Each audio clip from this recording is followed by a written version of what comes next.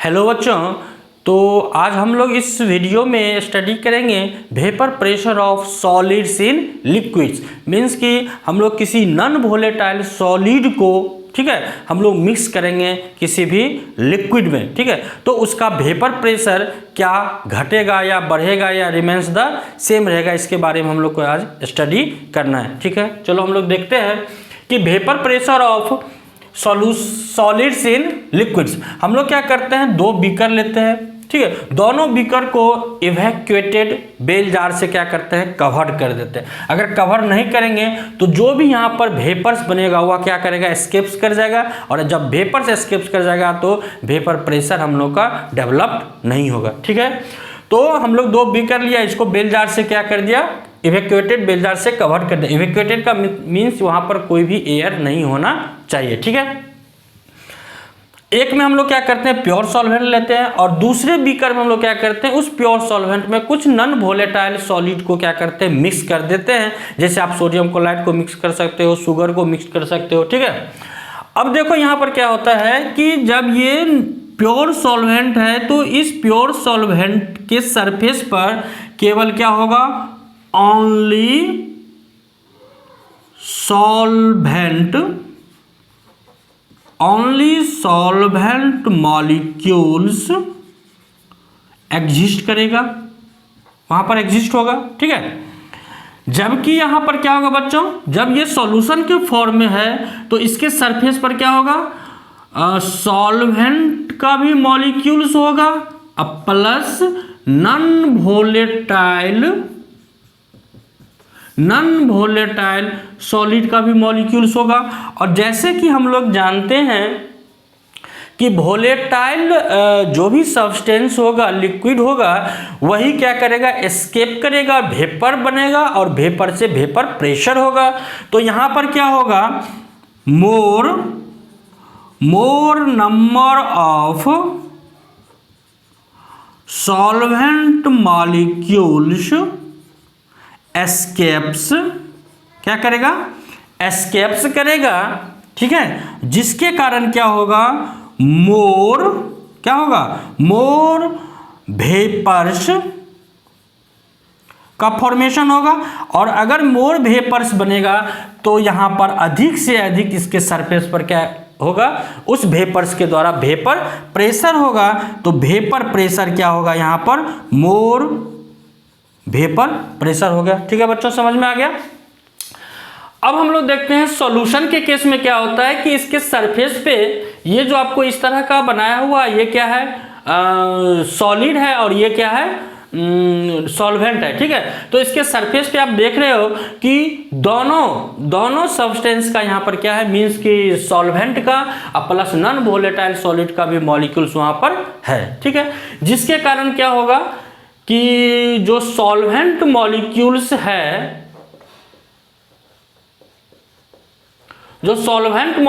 है, उसका नंबर क्या होगा, डिक्रीज करेगा।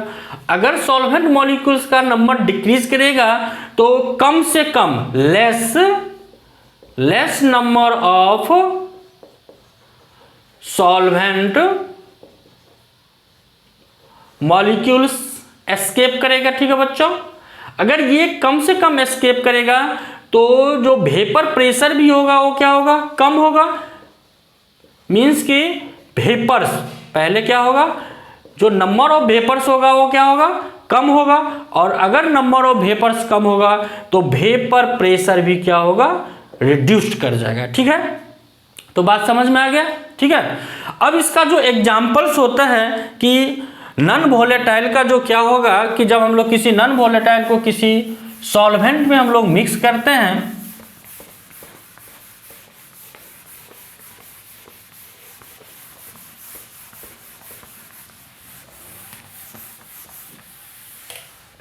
उसका एग्जाम्पल क्या होगा बच्चों, बताओ, कमेंट करो, क्या होगा बताओ। इसका एग्जाम्पल्स अभी हम लोगों ने डिस्कस किया है कि इसका एग्जाम्पल्स होगा कि सॉल्ट को वाटर में डिजोल्व कर दो, शुगर को वाटर में डिजोल्व कर दो। तो इस सॉल्यूशन का जो एग्जाम्पल्स होगा, जो इस तरह का सॉल्यूशन बनाएगा ठीक है बच्चों, इसका एग्जाम्पल्स होगा सोडियम क्लोराइड। सोडियम क्लोराइड को हम लोग मिक्स करेंगे वाटर में तो यह क्या हो जाएगा, solutions of non volatile solid in liquid, है ना।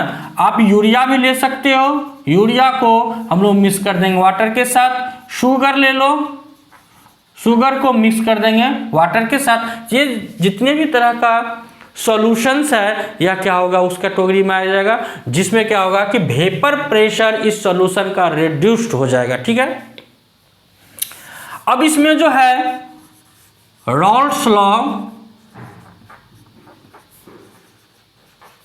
रॉल्स लॉ, ये रॉल्स लॉ कहता है कि for any solution the partial vapour pressure of volatile component, each volatile component in the solution is directly proportional to its mole fraction. अगर कोई solution है, उस सॉल्यूशन में जितने भी वोलेटाइल, नॉन वोलेटाइल के नहीं, जितने भी वोलेटाइल कंपोनेंट है, उस वोलेटाइल कंपोनेंट के द्वारा जो पार्शियल वेपर प्रेशर होगा, वह पार्शियल वेपर प्रेशर उस कंपोनेंट का, उस वोलेटाइल कंपोनेंट के मोल फ्रैक्शन का डायरेक्टली प्रोपोर्शनल होगा। तो इसको हम लोग, अगर मान लो कि हम लोग क्या करते हैं, यहाँ पे सॉल्वेंट को एज्यूम कर लेते हैं वह ए है, अगर सॉल्यूट को एज्यूम कर लें वह क्या है, बी है। तो according to Raoult's law vapour pressure, यहां पर जो सॉल्वेंट ए है यही क्या है, वोलेटाइल कंपोनेंट है।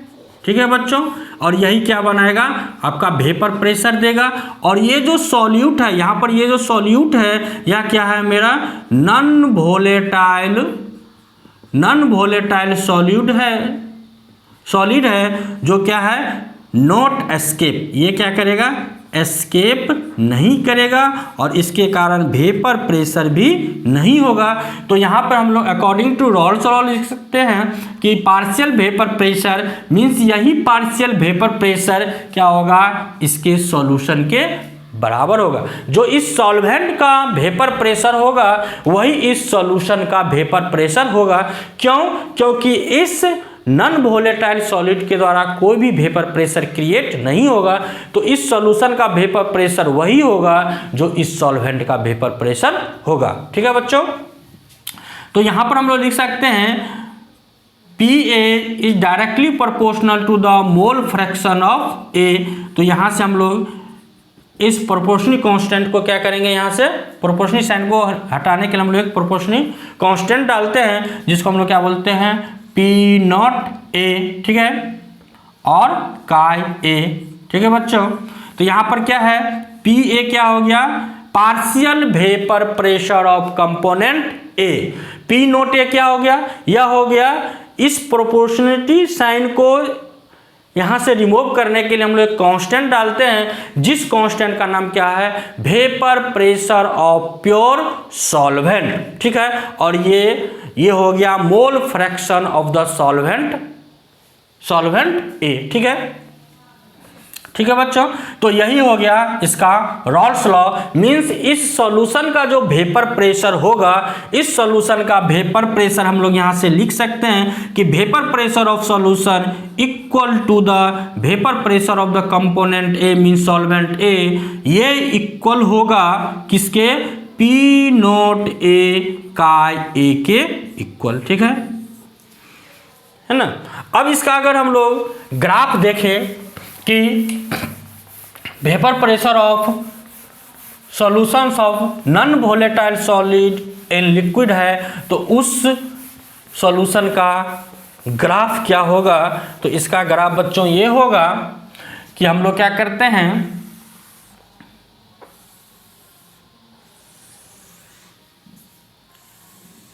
इधर हम लोग क्या करते हैं बच्चों, इधर क्योंकि यहाँ पर जो सॉल्यूशन है उस सॉल्यूशन में वेपर प्रेशर केवल कंपोनेंट ए के द्वारा मीन सॉल्वेंट के द्वारा होगा।